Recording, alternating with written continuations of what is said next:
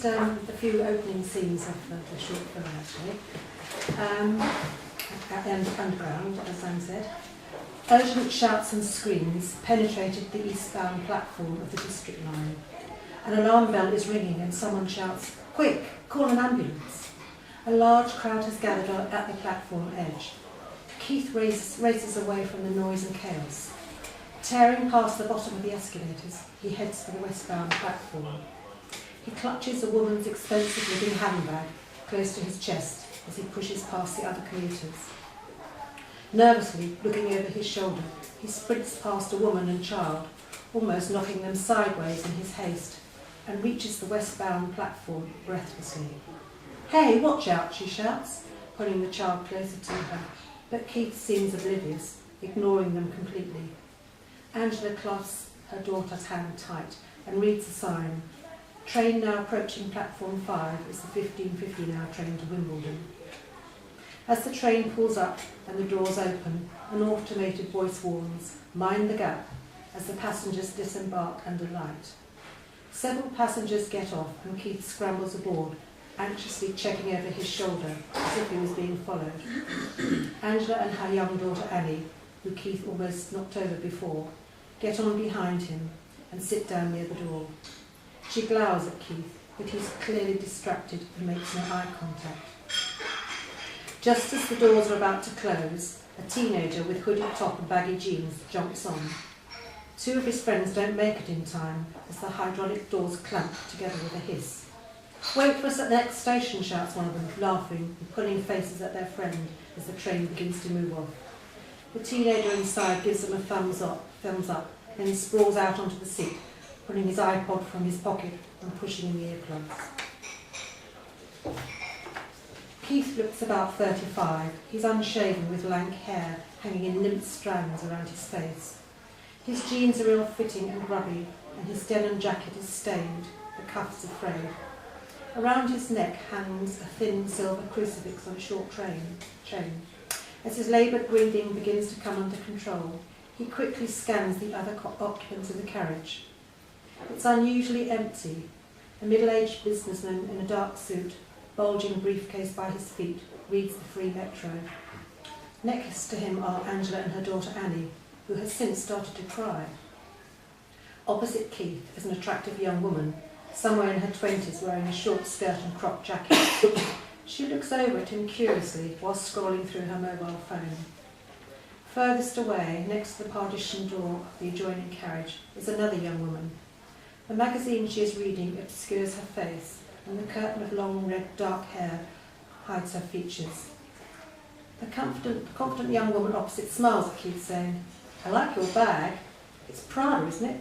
Really expensive," she comments. Keith reddens slightly and looks shifty.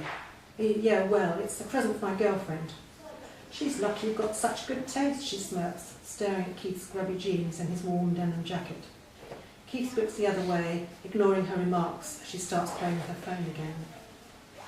The length of time getting to the next station seemed to last much longer than usual. He'd travelled this route many times before and sensed the tunnel's presence, but never really taken note of it, of how long it took to get to the next station. But he knew it wouldn't have been more than 3 or 4 minutes at most. It was 3:15 when he boarded the train. Looking at his watch, it was now 3:35. Annie is clearly upset, and Keith can see tears running down her cheeks as her mother puts a comforting arm around her. "Try not to think about it, my darling," she says. "You shouldn't have had to see something like that. It was just a terrible accident." The businessman looks up from his paper, concerned. "Is everything all right?" he asks. Keith only hears snatches of their conversation as the noise of the train thundering through the tunnel drowns out most of their words. The speed of the train seems to be increasing along with the accompanying deafening noise as the metal wheels hurtle along the tracks. Keith only manages to catch part of their conversation. "Pushed or fell," Angela was saying. "That's terrible. When? Just now?" asked the businessman, folding up his newspaper. "She was only young, about 17, Keith thought he heard her saying. "That's him, Mummy," said Annie, looking directly at Keith. She whispers something else to her mother. Angela looks pale and appears visibly shaken. The 3 of them give Keith a hostile stare. We have to alert the authorities, the businessman said. Keith looks nervous and reaches into the pocket of his jeans to pull out a small brown medicine bottle. Unscrewing the cap, he tosses a couple of white pills in his mouth and swallows hard. Suddenly, the train lurches, rocking from left to right as it picks up more speed. The medicine bottle slips from Keith's fingers and falls to the ground, along with the handbag spilling out its entire contents. He bends down immediately, reaching out as a lipstick, keys, purse and driving licence slide into a heap onto the floor. The woman opposite reaches down and picks up the lipstick and driving licence that shows a photo of a woman with long red hair. Keith roughly grabs the items off her, shouting angrily, "Leave it, will you? I can manage." Beads of sweat break out over his forehead as he shoves all the contents back in the handbag. "I was only trying to help," she says indignantly. Taken aback by Keith's aggressive manner and the obvious lie about the bag being a gift, the woman recoils and sits back in her seat, momentarily lost for words.